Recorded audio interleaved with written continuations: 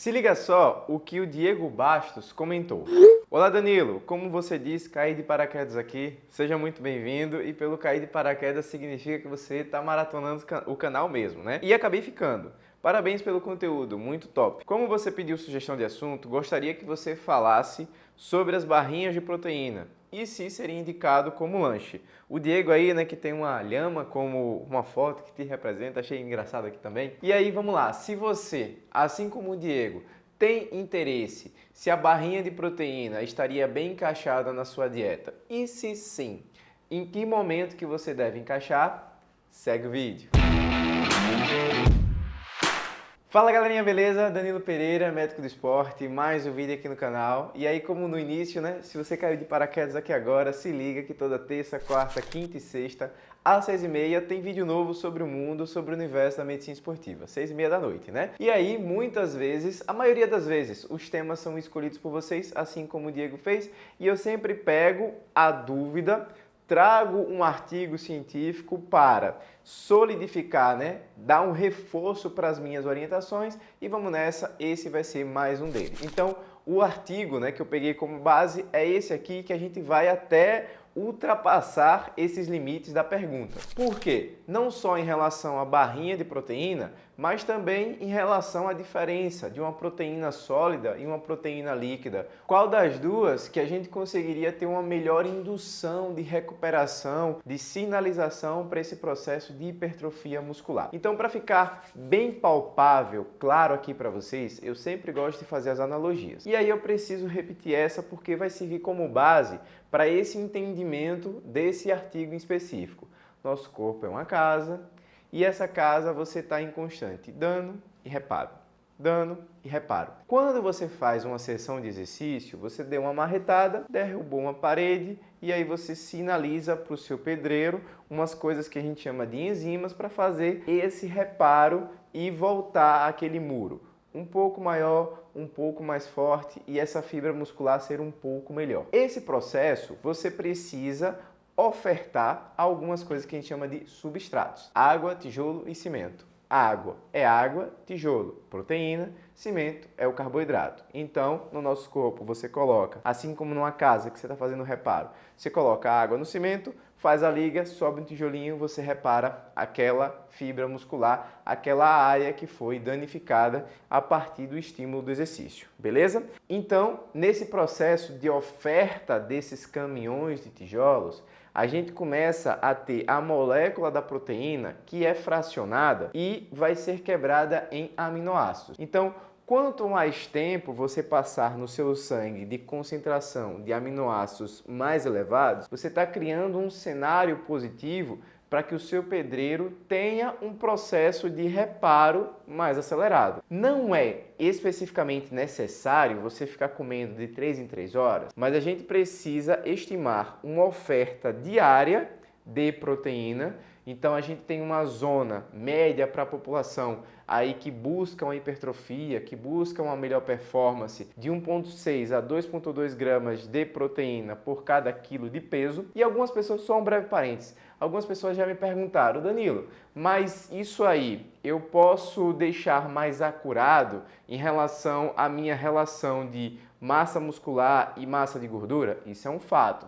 Só que aí a gente precisaria de análises mais aprofundadas para direcionar. E de uma maneira geral, quando a gente está falando de pessoas que possuem maiores massas de gordura, a gente aumenta essa proporção de proteína, vai ali para 2,8 a 3,1 gramas de proteína por quilo de peso, justamente para você fazer os dois cenários: estimular a hipertrofia e a própria massa muscular, e estimular a queima de massa de gordura. Então tem diferença. Para a população que quer hipertrofia é um ponto, e para a população que tenta, né, a hipertrofia junto com queima de massa de gordura, você teria esse outro intervalo, beleza? Fechamos esse breve parêntese. E aí, retornando aqui, né, ao estudo que eu comentei anteriormente, ele fez a avaliação entre a oferta de proteína proveniente da barra de proteína ou de uma bebida proteica.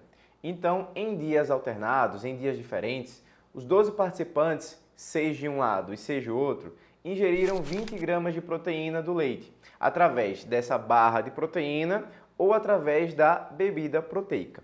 E todos os dois, eles tinham a mesma composição, tanto de macro quanto dos micronutrientes.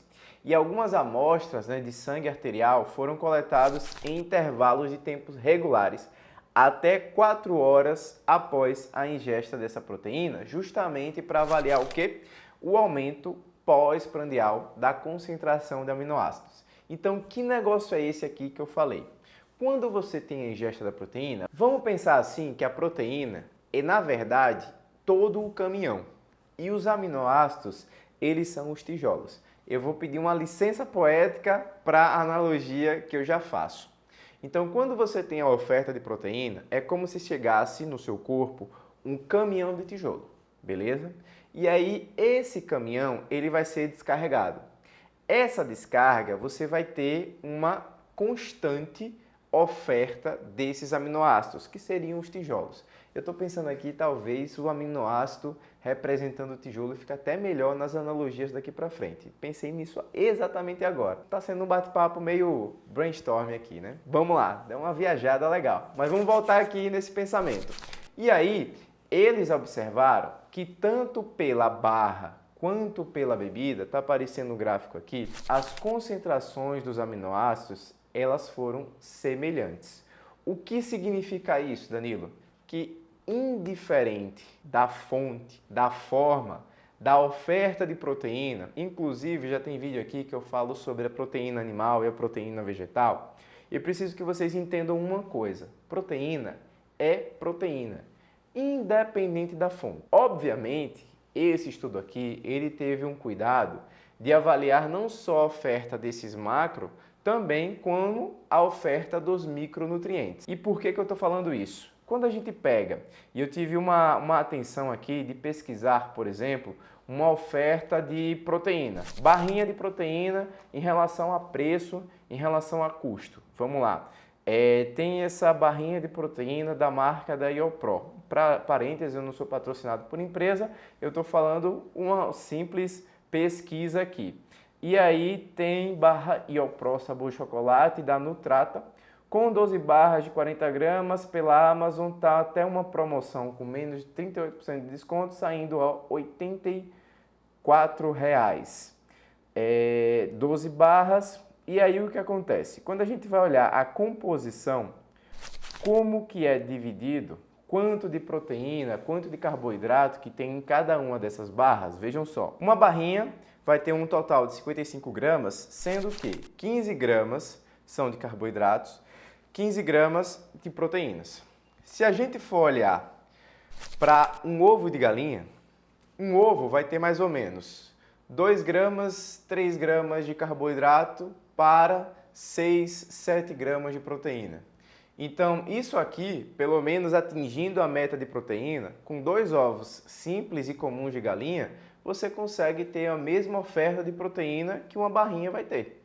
E a gente pode até adicionar alguns benefícios entre os micronutrientes que vão estar presentes ali no ovo, que não necessariamente você vai conseguir encontrar na barrinha de proteína. Então, para a gente finalizar esse vídeo e contextualizar aqui de uma maneira geral, vocês nitidamente conseguiram observar que o grande fator limitante nesse processo vai ser a questão financeira. Por quê? Se você tem a possibilidade de, na sua rotina, preparar o seu lanche, ter uma fonte ali com leite, um iogurte, um ovo ou alguma outra fonte de proteína que você consiga fazer na sua dieta, na sua rotina, encaixar essa oferta na sua meta diária e tentar fracionar de uma forma que você fique de maneira constante, não tenha buracos ali no seu tempo, nessa relação da descarga ali dos tijolos na sua obra, o processo de sinalização de recuperação, de hipertrofia,